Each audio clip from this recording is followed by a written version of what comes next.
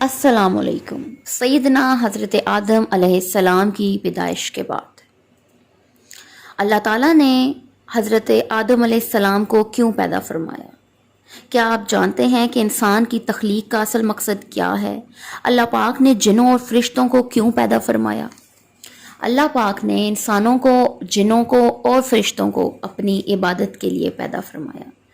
اللہ نے حضرت آدم علیہ السلام کی پیدائش کی تو فرشتوں سے کہا کہ میں دنیا میں ایک نائب بنانے والا ہوں۔ تو فرشتوں نے عرض کی کہ اے پروردگار، کیا تو ایسے شخص کو نائب بنائے گا جو دنیا میں فساد کرے اور خون ریزی کرے، حالانکہ ہم تیری عبادت سے ایک پل بھی غافل نہیں ہیں؟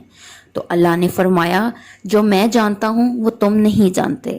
اور جب اللہ نے حضرت آدم علیہ السلام کو پیدا فرمایا تو فرشتوں سے کہا کہ وہ حضرت آدم علیہ السلام کو سجدہ کریں، تو وہ سجدے میں گر گئے۔ اور جب ابلیس نے سجدہ نہیں کیا اور کہا کہ میں اس کو سجدہ کروں جس کو تو نے کھنکھناتی ہوئی مٹی سے پیدا کیا اور جس کو تو نے مجھ پر عزت دی، ابلیس جان بوجھ کر تکبر کرتے ہوئے اللہ کی اطاعت اور فرما برداری سے کنارہ کش ہو گیا، کیونکہ وہ آگ سے پیدا ہوا ہے اور آگ کے اندر سرکشی، طیش اور جوش ہوتا ہے۔ حضرت ابن مسعود رضی اللہ تعالی عنہ، حضرت ابن عباس رضی اللہ تعالی عنہ اور دیگر صحابہ کی جماعت اور سید بن مسیب رضی اللہ تعالی عنہ اور دیگر اہل علم نے کہا ہے کہ ابلیس آسمان دنیا میں فرشتوں کا سردار تھا۔ حضرت ابن عباس رضی اللہ تعالی عنہ فرماتے ہیں کہ اس کا نام عزازیل تھا اور وہ فرشتوں کی ایک جماعت میں سے تھا جس کو جن کہتے ہیں۔ یہ جنوں کے نگران تھے۔ ابلیس ان کا سردار اور علم و فضل اور عبادت میں ان سب سے برتر تھا اور 4 پروں والا تھا۔ اللہ تعالیٰ نے اس کو اس کے مکر حسد کی وجہ سے شیطان مردود بنا دیا۔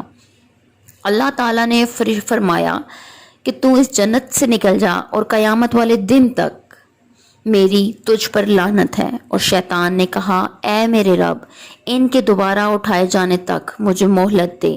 اللہ نے فرمایا، وقت معلوم تک تجھے مہلت ہے۔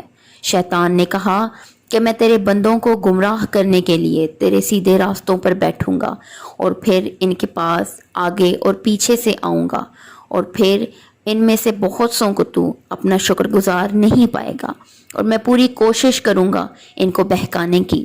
اب وہ نیک آدمی ہے جو ابلیس کی مخالفت کرے اور اس کے پیچھے لگے، وہ بدبخت ہے۔ حضرت آدم علیہ السلام کو اللہ نے تمام دنیاوی چیزوں کے نام سکھا دیے اور پھر ان چیزوں کو فرشتوں کے سامنے رکھا اور فرمایا، مجھے ان چیزوں کے نام بتا دو اگر تم سچے ہو۔